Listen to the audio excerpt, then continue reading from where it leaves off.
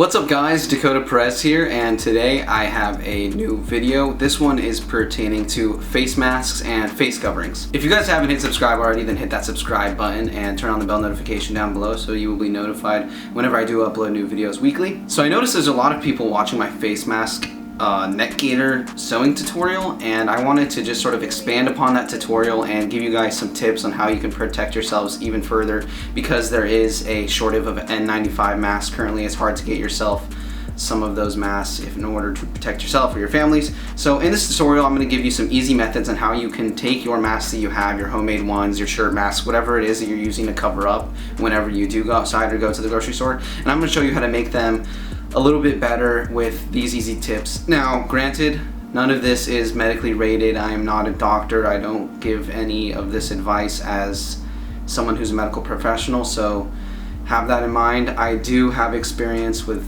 sewing and clothes and things like that, and I came across these on the internet and I wanted to share with my audience these little tips because it works with any kind of mask that you have, whether it's a surgical mask or a homemade mask.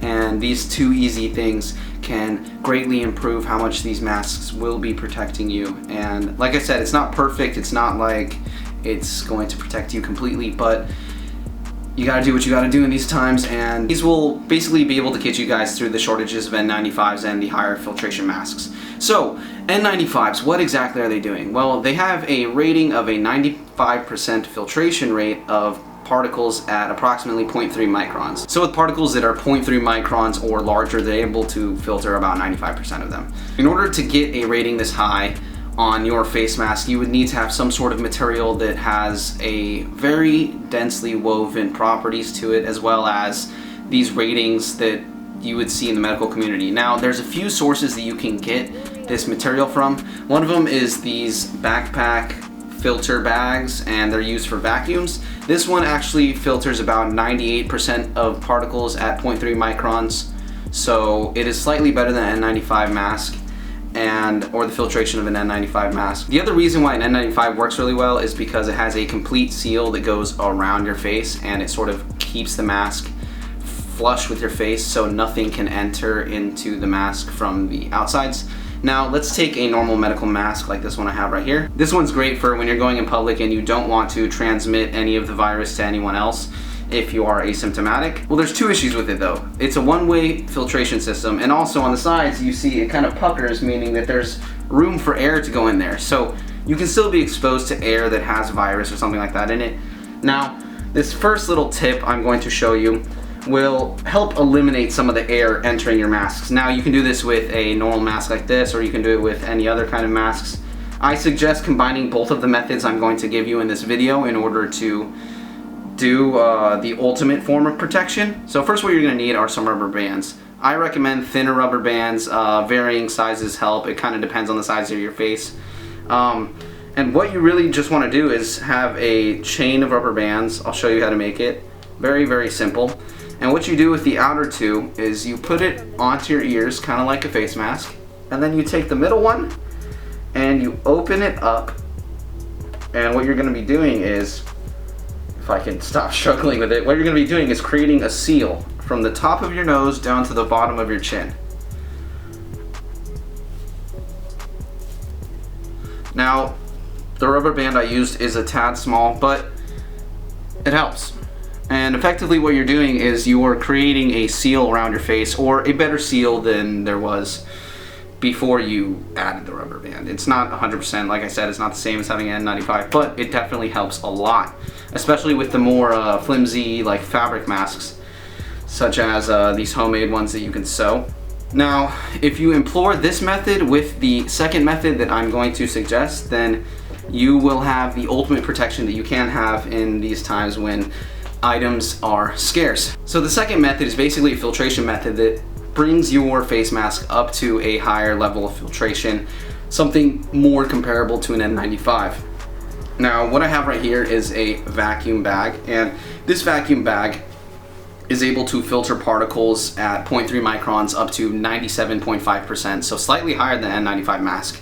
And what you're going to do is you can take this or another sort of highly densely woven material that can filter at the same level as an N95 mask. I will leave links down below to different fabrics that are used in different applications that aren't for this application, but you can purchase these because it's not as scarce of a resource, and then you can then take that and use scissors and cut them into little filters that you can fit onto your mask. Now you might ask, how am I going to attach this to my mask? How am I going to do this without a sewing machine? So the easiest method to do this without a sewing machine is if you have pins. So what I'm going to do right now is I'm going to cut this filter, this vacuum bag filter, into approximately the size that I need.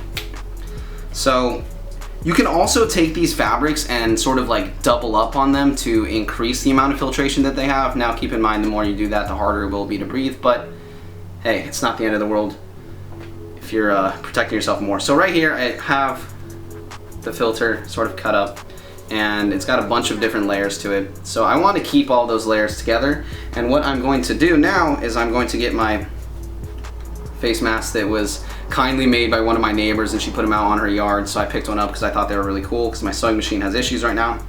So this is the perfect size. Now if you guys don't even have a face mask, you could honestly just use these filters with the rubber band method if you want, but it's always better to sort of add these filters to an already existing face mask that you have. So I'm going to do a very easy attachment with just 2 pins. I have 2 sewing pins right here, and I'm going to pin the sides of this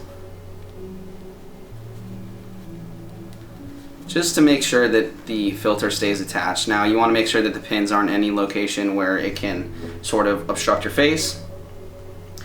And also when you attach the rubber band, you want it to be on the inside of where these pins are, because these pins are creating holes, therefore sort of negating the filtration that you're trying to add to your mask.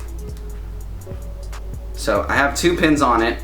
It's keeping the filter in place. I ordered about 5 of these bags that are used for filtration in vacuums, and I think I can yield about 15 to 20 filters, and you can cycle these filters out as needed, and just be sure to practice as many safe practices as you can. You don't really want to reuse masks and filters too often, because once they get exposed to the virus, it can still hold in, and you put it back on your face and you're sort of just exposing yourself.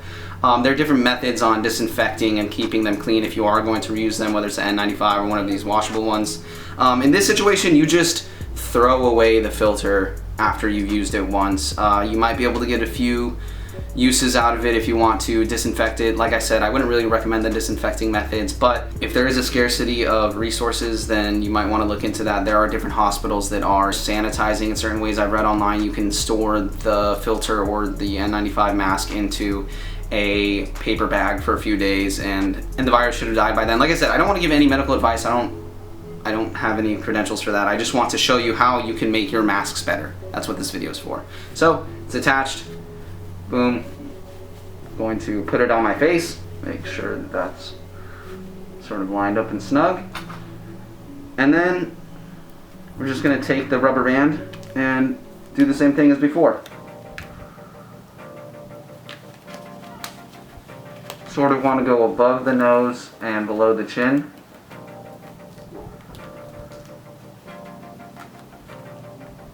Boom. I got a better seal. So yeah, with a little bit of finagling, you're able to get a much better filtration process and a little bit of a seal. Now I'm going to show you using the same method on just a bandana mask. You could do this with a shirt, whatever you have on hand. This is a no-sew method. I wanted to do this without sewing. So I have a bandana you put on your face like an outlaw. I'm going to lay the filter onto the part where I would put my mouth and just pin it to it, just like I did with the other mask. And the great thing about this is there's actually this medical material that I've linked down below that is used on the beds in hospitals, and it's sort of just a resource that they throw away after each patient just to keep things clean, and it has a super high filtration rate. There's actually a nurse here at the University of Florida near where I'm living, and she sort of realized that the hospital was getting rid of thousands of these sheets a day when they could be using it in creating makeshift filters. So if you get the correct material, you can use just that material to make a mask that you then will throw away later. But it's all based off of what kind of resources you have, what kind of skills you have, and how much time. So right here on the bandana, I've attached the filter, and you know, just attach it like normal.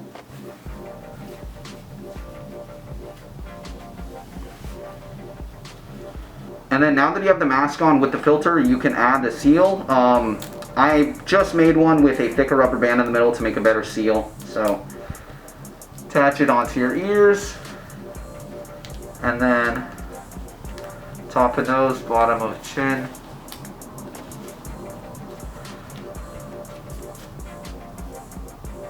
There you go. I mean, it's sort of hard to breathe out of these, but that's what's expected. When you wear a normal N95, it's hard to breathe out of as well without those little ventilators, the ones that are just the simple N95s. So yeah, if you employ these two little enhancements to your homemade face masks, then you can get a much better mask out of it, and this will help you guys going on to the future, as these shortages of masks will probably continue for the next few months, and we'll probably be facing sort of social distancing rules and laws all over the world for the upcoming months. So I'm not sure when it'll all be over, but with a little bit of resourcefulness and all of us coming together and sharing these kinds of information, we can help each other out. I hope all of you guys are doing well and staying safe, and you're protecting your families as well. I wish nothing but the best for everyone and health for everybody in these trying times. Next video I will be showing off some COVID fits. So if you were able to put together any cool fits during this time of lockdown and quarantine, then send them to my DM on Instagram. My link to my Instagram is down below. It's at Dakota Perez Swag, and I will use that photo in a future video. The next video, actually, I'll be showcasing my fans and friends fits. So if you haven't done that already, I suggest doing that. I appreciate you watching through the entirety of this video. If you haven't clicked subscribe already, click subscribe and comment down below different ways that you have been making your own face masks. I'm curious to see what you guys have done. There are instructions on the CDC website I left down below for those that want to make their own. Other than that, I hope this information was helpful and useful and you were able to learn something from it. And stay safe, y'all, and also stay Gucci.